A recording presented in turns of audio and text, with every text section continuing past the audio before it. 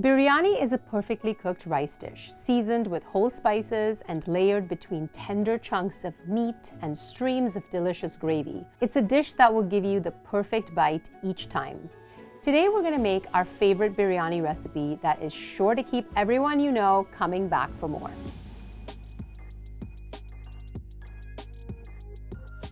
The origin of biryani is debatable. Some say it originated in Iran, making its way across India through trade routes. Others say it originated in Tamil Nadu. One thing everyone can agree on, however, is that biryani is delicious. Almost every region of South Asia has their own style of biryani. Hyderabad's version is extra saucy and flavorful. In Tamil, Ambur biryani is made with mint yogurt marinade. And in Lucknow, they sometimes use stock to create a richer flavor. Today, we're going to be making Bombay-style biryani. It's a little sweet and topped with crispy fried onions. Let's start with the meat. There are many protein options when it comes to making biryani, like goat, lamb, shrimp, and chicken. For our recipe, we're going with chicken, since it's the most traditional. We're using bone-in chicken thighs and drumsticks. Boneless chicken works too, but bone-in will help to give us a more flavorful dish. To incorporate even more flavor in our chicken, we're going to marinate it. We tested both a spice-based marinade and a yogurt-based marinade. We found that marinating with yogurt is key to getting creamy, tender chicken, so that's what we're going with. Full-fat yogurt works best. In a large bowl, combine the yogurt, ginger paste, garlic paste, salt, cumin, coriander, garam masala, chili powder, and lime juice. We'll add the chicken and toss to coat well. Then cover the bowl with plastic wrap and marinate for 1 hour at room temperature or up to 3 hours in the refrigerator. Now let's prepare our rice. For this recipe, we will be using basmati. It's fragrant, slightly nutty, and will pair really nicely with our mix of spices. We'll start by gently rinsing the rice in cool water. Repeat this a few times until the water runs clear. Now we'll cover the rice with fresh water and let it soak for 30 to 45 minutes.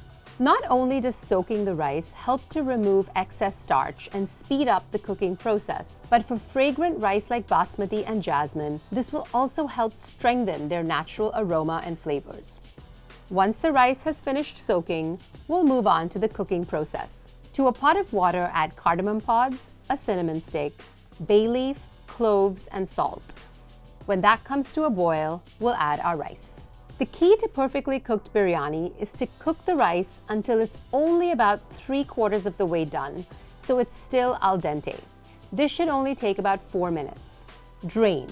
Then add the rice to a plate or baking sheet and spread in an even layer to cool, like this. Now that our rice is done, we can move on to our next 3 ingredients that will make our biryani extra special: onions, prunes, and potatoes. We'll first boil the potatoes separately until almost tender. If we cooked them with the meat instead, we'd end up with a mushy texture in the final dish. No thanks.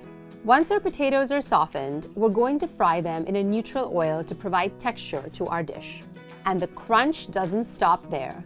Next, we're going to fry some onions, a must when it comes to Bombay-style biryani. We recommend using a small red onion or shallot. We'll fry them until they're nice and golden brown. Seriously, look how good those look. Before we move on to layering our biryani, we're going to make some saffron water. Saffron adds a luxurious scent, flavor, and color to our biryani.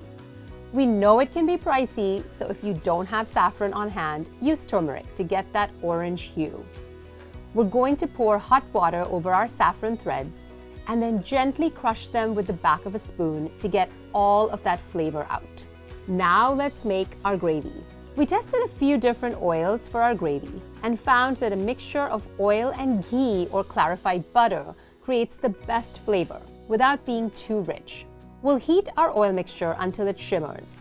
Then we're going to add all of our whole spices to get every last drop of flavor out of them. We want to fry them until they are fragrant, not burnt, about 1 to 2 minutes. Then we'll add our chopped onions and sauté.